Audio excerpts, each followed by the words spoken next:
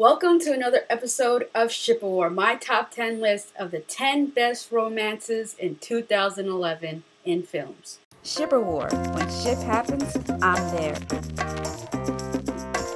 Starting off with number 10, Ron and Hermione in Deathly Hallows Part 2.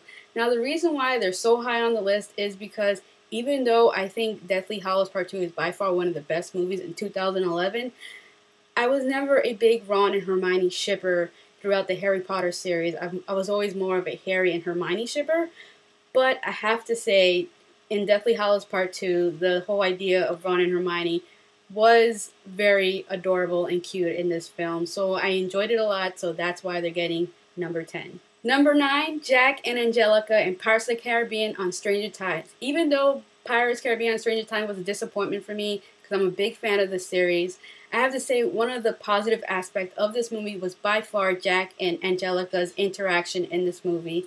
So that's why they are my number 9. Number 8, Hal and Carol in Green Lantern. I know a lot of people didn't like Green Lanterns this past summer. They even said that Ryan Reynolds and Blake Lively did not have any chemistry together. I completely disagree. I thought they had a lot of chemistry. I had a lot of fun with their interaction in the movie.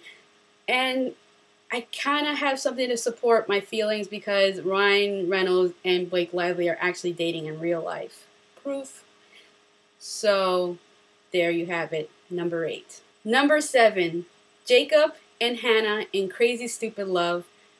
Emma Stone, Ryan Gosling. They had great chemistry in this movie. I love to see them in a more dramatic film, which I'm hoping we're going to get in that new gangster film they're doing together, and they're playing a couple in that movie.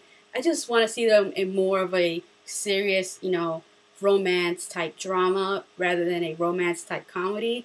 So they are my number 7. Number 6, Coulter and Christina. Source Code was an excellent movie, but one of my favorite aspects of the movie was the romance in it. The whole fact that Coulter spent the whole movie just trying to save Christina from this death of hers, like this, the bombing and whatnot. And I really loved that aspect of the movie, and I love the way they ended up ending the movie almost perfect in a way, because the way they ended it, it left it open but not really. It's just, I really enjoyed this romance for sure, so that's why they're my number 6. Number 5, Jacob and Anna in Like Crazy. Now these two were great in this film. This romance, which seems so realistic. When you're watching this movie, you felt like you were prying into people's lives. A great realistic portrayal of a relationship, and that's why they get number 5, just right in the middle. Number 4, Adam and Katarina in 50/50. This romance was something that took me off guard. I wasn't expecting it. When I was watching the movie, I was expecting it to be a sad comedy, but then they threw this, out of left field, and you're like, what? Oh, wow, really? I love the build-up to this relationship in this movie, and then it ends with such a happy note between these two characters, so that's why they are my number 4. Number 3, Elizabeth and Michael in The Girl with the Dragon Tattoo. Now, this wasn't a romance in a movie that if you weren't expecting it, you definitely weren't expecting it. So when it happens, you're like, really? And then it continues on, and you're like, really? And then you realize one of them falls in love with the other one, and you're like, really? Because they're like the two most opposite characters, but yet they are so similar that you can completely understand why you can see them actually falling for each other. So I really enjoyed that. I mean, it's an excellent movie, and then you have this romance that I felt was very excellent. So that's why they are my number 3. Number 2, The Driver and Irene. I know most of you were probably expecting this to be my number 1. So was I, but then I saw a movie that completely changed my mind on that. But if it wasn't for the movie that I mentioned for number 1, this would definitely be my number 1 pick for the best romance for 2011 because the movie was excellent. I thought the romance in this film was also excellent, even if it was short-lived and wasn't enough of it. Just the way it was done was just so beautiful. So they are my number 2, just by a hair. And number 1, the best romance of 2011 in films is George and Peppy in The Artist.